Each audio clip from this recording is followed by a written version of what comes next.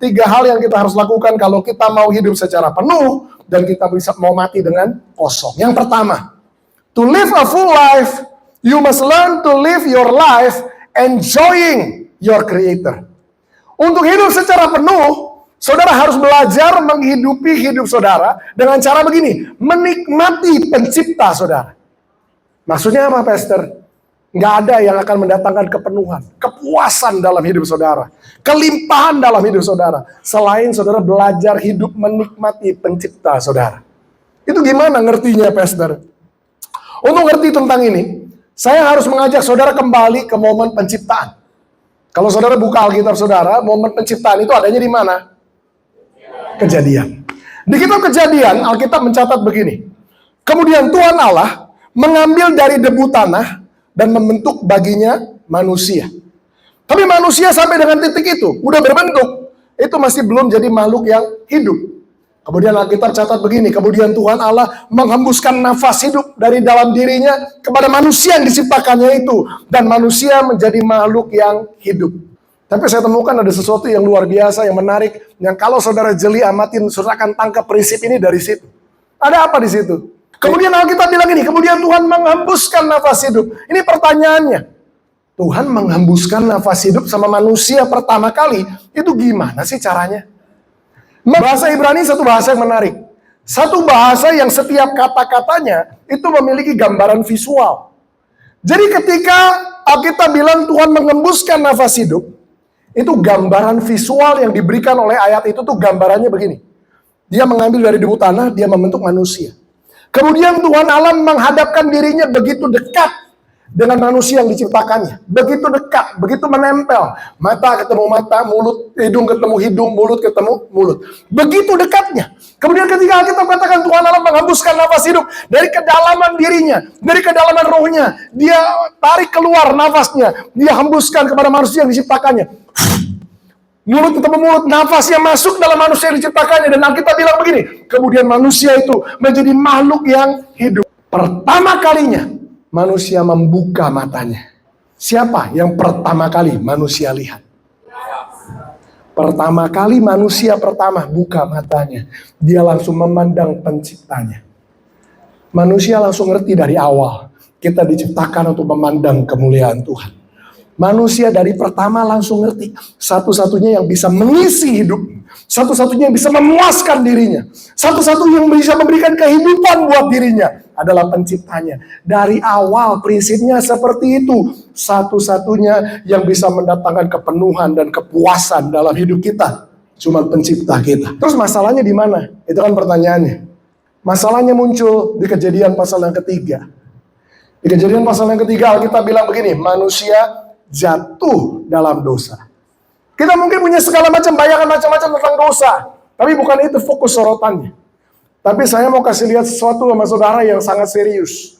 Ketika manusia jatuh dalam dosa, apa sih sebenarnya yang terjadi? Hubungan yang awalnya manusia punya dengan penciptanya.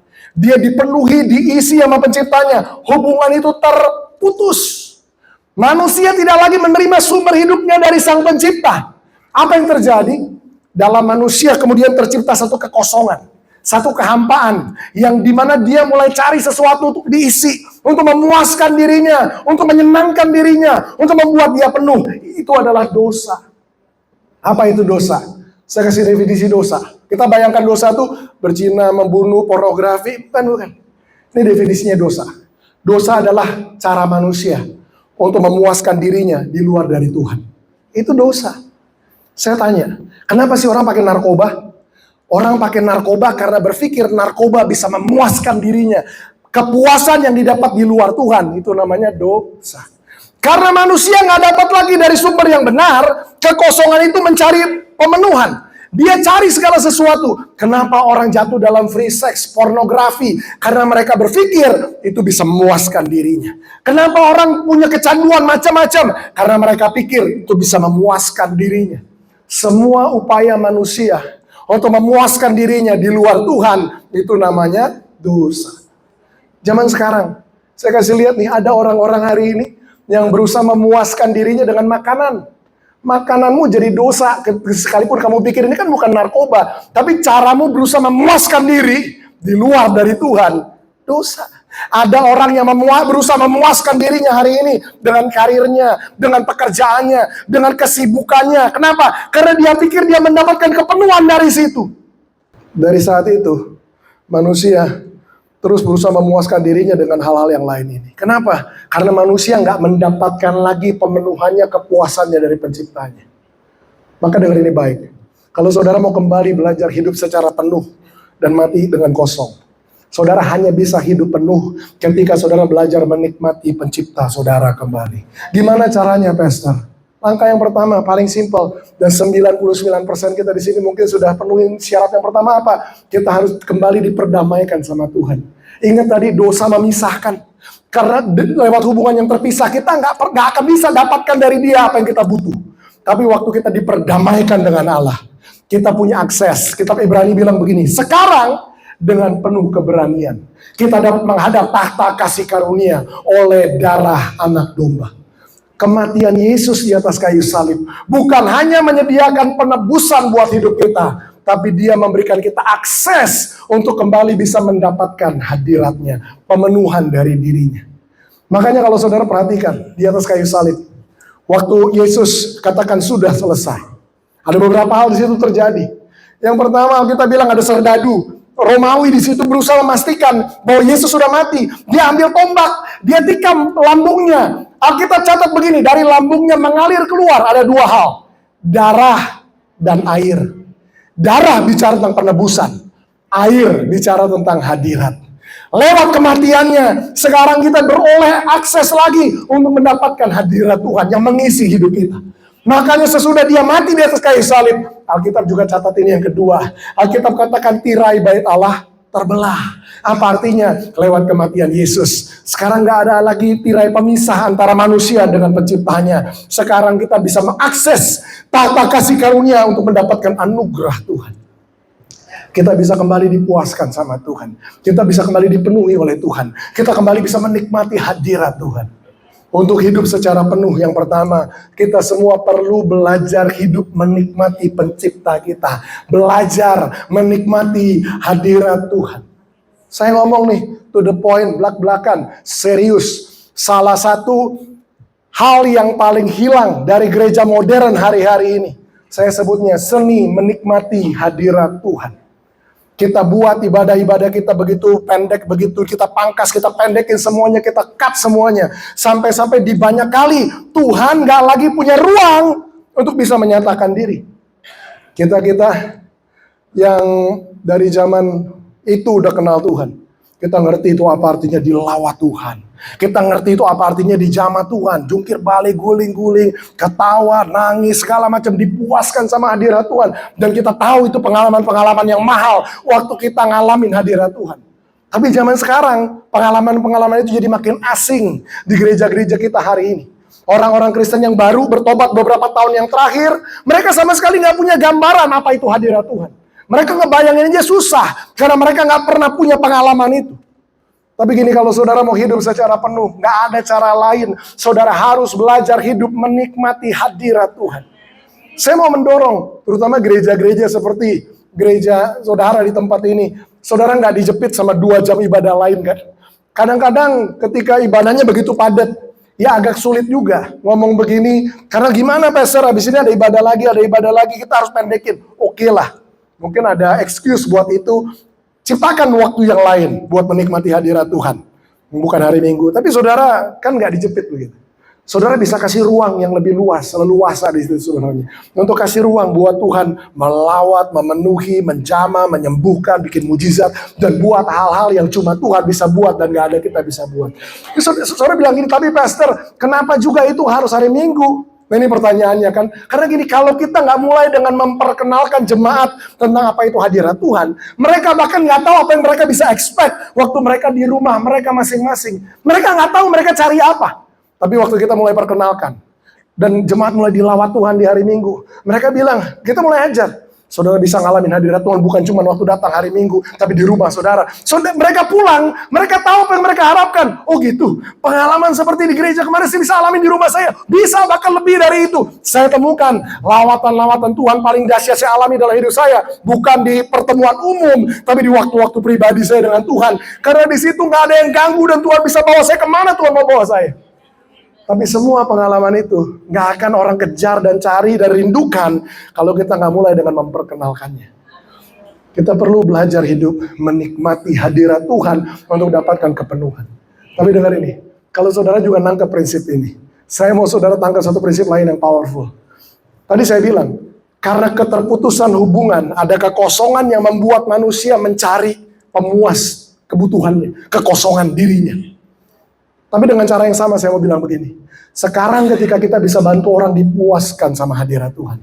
Manusia jadi nggak punya kebutuhan lagi untuk mencari pemenuhan kebutuhan dirinya dari hal-hal yang lain. Dia cukup dipuaskan oleh Tuhan. Kadang-kadang, ini pendoa ini punya problem di sini. Pastor, kita pelayanan pelepasan. Ini orang udah pelayanan pelepasan diusir setannya, wah dia udah teriak-teriak, muntah-muntah, udah belit-belit kayak ular apa nempel di tembok segala macam lah ya. Wah dia udah segala macam gini. Oh kita pikir udah bebas pastor. Sebulan lagi datang lagi minta pelepasan lagi. Kok bolak-balik hobi banget langganan pelepasan. Kok nggak lepas-lepas ya pastor, itu masalahnya di mana? Pernah ngalamin gitu? Saya kasih tahu alasannya kenapa. Karena kita usir setannya, kita nggak ajar dia untuk isi hidupnya. Kita bilang, kalau satu rumah ada penjaganya diusir, rumahnya dibiarkan kosong. Dia akan datang lagi sama 7 roh jahat yang lebih jahat. Saya percaya begini, ini pelayanan pelepasan yang lebih efektif. Bantu orang mengalami kepenuhan dari Tuhan. Karena waktu dia dipuaskan sama Tuhan, dia nggak akan cari pemenuhan kekosongan dari hal-hal yang lain. Tiba-tiba dia tinggalkan rokok, dia tiba-tiba tinggalkan free sex, tiba-tiba dia tinggalkan pornografi. Kenapa? Karena isi hidupnya udah cukup dipenuhi dengan Tuhan yang memuaskan dirinya. Kita usir setannya, selama kekosongannya tetap ada, dia akan cari lagi tuh. Dia akan cari lagi tuh, dia akan ngulik lagi, dia akan kutak-katik lagi, dan dia akan jatuh lagi dalam dosa yang sama. Kenapa? Karena kekosongannya nggak lepas. Setannya diusir, tapi kekosongannya, setan di dalam dirinya, itu nggak bisa diusir. Kekosongan nggak bisa diusir. Kekosongan hanya bisa dipenuhi. Manusia diciptakan dari awal untuk diisi sama penciptanya. Yang kedua, to live a full life, you must learn to live your life fulfilling your purpose. Untuk hidup secara penuh, saudara harus belajar menghidupi hidup saudara, memenuhi tujuan saudara. Tahukah saudara, setiap kita diciptakan Tuhan di bumi dengan tujuan. Tuhan punya tujuan buat hidup setiap kita. Tuhan punya tujuan buat masing-masing kita. Tapi saya mau kasih pengertian tentang tujuan dengan cara yang sederhana hari ini. Untuk ngerti tentang tujuan, setiap kita harus ngerti bahwa kita dilahirkan Tuhan di bumi ini nggak kebetulan. Tuhan utus kita ke bumi. Kita ini utusan-utusan Kristus. Kata utusan ini jadi penting. Kenapa? Karena hanya ketika saudara ngerti tentang utusan, saudara ngerti tentang tujuan. Ini prinsip. Tidak ada utusan yang diutus, nggak ada kerjaan. Gambaran utusan itu kayak kurir. Nah itu gampang, kurir. Zaman sekarang kita terbiasa pakai kurir online ya. Saya nggak mau sebut merek lah, karena saya nggak di-endorse ya. Kurir online. Setiap kurir pasti datang karena ada sesuatu yang dia bawa. Utusan itu selalu diutus membawa pesan, membawa barang. Begitu juga dengan hidup saudara. Tuhan utus saudara ke bumi. Artinya apa? Di dalam hidup saudara ada sesuatu yang Tuhan tempatkan, yang bumi ini tunggu harus saudara keluarkan. Tanpa saudara keluarkan, bumi ini kehilangan sesuatu. Kitab Roma katakan begini, ini bahasa Roma mengatakannya. Seluruh makhluk sedang menantikan saatnya anak-anak Allah dimanifestasikan. Apa yang Tuhan taruh dalam hidup saudara, dunia lagi tunggu untuk itu saudara keluarkan. Masing-masing kita selama hidup ini harus berusaha begini, menemukan alasan kenapa Tuhan ciptakan kita, ikutin alasan itu, dan genapi alasan itu. Temukan tujuan saudara, ikuti tujuan itu, dan genapi tujuan itu. Kita nggak diciptakan Tuhan cuman sekedar untuk numpang lewat di bumi. Tuhan mau hidup kita meninggalkan jejak di bumi. Bikin bumi tahu kamu pernah hidup. Kenapa? Karena sewaktu kamu hidup ada sesuatu yang kamu rubah. Ada sesuatu yang kamu lakukan. Ada sesuatu yang kamu jadi berkat atasnya. Ada sesuatu yang kamu rubah di bumi. Sehingga kelak ketika kamu udah gak ada, bumi tahu kamu pernah ada di dalamnya. Enggak cuma numpang lewat. Tuhan mau apa yang Tuhan titipkan dalam hidup saudara. Saudara keluarkan. Itu hidup penuh. Matinya kosong. Panggilan saudara-saudara genapi. Ini ilustrasi ya. Saya baru beli kursi ini harganya mahal. Ada 2 cara saya bisa bikin kursi ini rusak. Yang pertama, tapi saking mahal dan saking bagusnya, dari hari pertama, saya sayang untuk pakai. Berminggu-minggu, berbulan-bulan, bertahun-tahun. Tapi namanya barang. Mau dipakai, nggak dipakai, mau bagus, nggak bagus, namanya barang. Cepat, lambat, pasti. Ini cara yang kedua. Dari hari pertama saya beli ini kursi. Waduh, ini kursi mahal. Tapi dari hari pertama, karena kursi ini mahal, saya mau manfaatkan sebaik mungkin. Dari hari pertama saya mulai pakai duduk. Tiap hari saya pakai duduk, tiap hari sepanjang hari. Tiap hari saya pakai duduk sepanjang hari. Tiap hari sepanjang hari saya pakai duduk, tiap hari sepanjang hari. Namanya kursi sebagus-bagusnya kualitasnya. Dipakai tiap hari. Cepat lambat pasti. Pastikah akhirnya saya ini rusak kursi. Bertahun-tahun kemudian. Gimana perasaan saudara? Rasanya nyesel atau puas? Kenapa puas? Memang mahal ini kursi. Tapi tiap hari aku pakai duduk sepanjang hari. Tiap hari sepanjang hari. Memang mahal, tapi aku puas. Tahukah saudara, Alkitab bilang gini, Tuhan beli hidup kita dengan darahnya yang mahal. Ada 2 cara kita bisa hidupin hidup kita. Dari pertama kita terima anugerah keselamatan kita. Kita bilang gini sama Tuhan, tapi Tuhan, saya belum siap dipakai Tuhan. Dari muda sampai tua nggak siap dipakai Tuhan. Sepanjang hidup kita bilang Tuhan jangan pakai hidup kita. Namanya manusia. Mau dipakai Tuhan, gak dipakai Tuhan, cepat lambat pasti meninggal juga. Tapi waktu sampai ke surga, saya tanya gimana kira-kira perasaan Tuhan. Mahal aku beli hidup kamu, tapi belum pernah sekalipun aku pakai hidup kamu. Tuhan rasanya gimana? Tapi cara kedua, dari hari pertama kita sadar hidup kita ditebus, dibeli dengan darah Yesus yang mahal. Kita bilang gini, Tuhan mulai hari ini pakai aku tiap hari sepanjang hari, tiap hari sepanjang hari, tiap hari sepanjang hari. Waktu kita kemudian mati, Tuhan bilang begini, mahal aku beli hidup kamu, dengan darah putraku aku tebus hidup kamu. Tapi Tuhan bilang gini, tapi aku pakai hidup kamu tiap hari sepanjang hari, tiap hari sepanjang hari. Tuhan bilang aku puas. Saudara pilih yang mana, mau bikin Tuhan nyesel atau mau bikin Tuhan? Selama kita masih bernafas, Tuhan masih kasih kesempatan untuk kita bisa memuliakan Tuhan. Yang ketiga, yang terakhir, gimana caranya hidup penuh supaya kita bisa mati dengan kosong? Untuk hidup penuh kita belajar hidup nikmati pencipta kita. Yang kedua, penuhi panggilan kita. Yang ketiga, untuk hidup penuh mati kosong, kita harus belajar hidup meninggalkan warisan. Saya kasih tahu, harta saudara nggak dibawa ke kubur. Apa yang saudara punya, mobil mewah saudara, rumah saudara, semua nggak ada yang dibawa ke kubur. Saudara harus tinggalkan warisan. Mati kosong itu tinggalkan warisan. Nah saudara mungkin mikir hari ini, warisan apa yang harus tinggalkan pastor? Ini warisan yang setiap kita perlu belajar untuk tinggalkan. Pertama yang saudara terima waktu saudara lahir ke bumi, itu juga harus jadi hal terakhir yang saudara tinggalkan waktu saudara mati. Nah coba. Jadi hal pertama yang kita terima waktu kita lahir juga harus jadi hal terakhir yang kita tinggalkan sebelum kita mati. Wariskan nama kita di bumi. Gimana caranya? Pakai hidup kita jadi berkat buat orang. Supaya apa? Supaya kelak waktu kamu dipanggil Tuhan, namamu tetap hidup lewat orang-orang ini yang kamu bantu. Waktu orang tanya, kamu ingat gak orang itu? Ingat Pak. Kalau bukan karena orang itu, kota ini gak akan berubah. Kalau bukan karena orang itu, hidup saya masih terikat. Kalau bukan karena orang itu, hidup saya pasti udah hancur, sudah rusak. Nama kita tinggalkan di belakang dengan cara hidup kita jadi berkat buat orang lain. 2000 tahun yang lalu, ada satu pribadi ini, waktu dia lahir ke bumi, diberikan nama kepadanya, nama di atas segala nama, Immanuel, Yesus namanya. Dia diberikan satu nama. Tapi menariknya gini, waktu dia mati 33 tahun kemudian, Satu hal itu dia pilih untuk gak dia bawa mati. Nama yang dia tinggalkan di belakang. Nama yang masih hidup sampai hari ini. Nama yang kepadanya setiap lutut bertelut dan setiap lidah mengaku Yesus adalah Tuhan. Nama yang masih menyembuhkan hari ini. Nama yang masih membebaskan hari ini. Nama yang masih menolong hidup kita sampai hari ini. Namanya gak dia bawa mati. Namanya masih hidup sampai hari ini. Kita tinggalkan nama baik kita di belakang. Yuk, hidup ini jangan buat diri kita sendiri. Jadi berkat buat orang. Mulai tolong hidup orang, bantu hidup orang, berkati orang-orang di sekitar kita. Maka kalau kita udah gak ada pun warisan kita tinggalkan buat kota dan bangsa ini. Amin.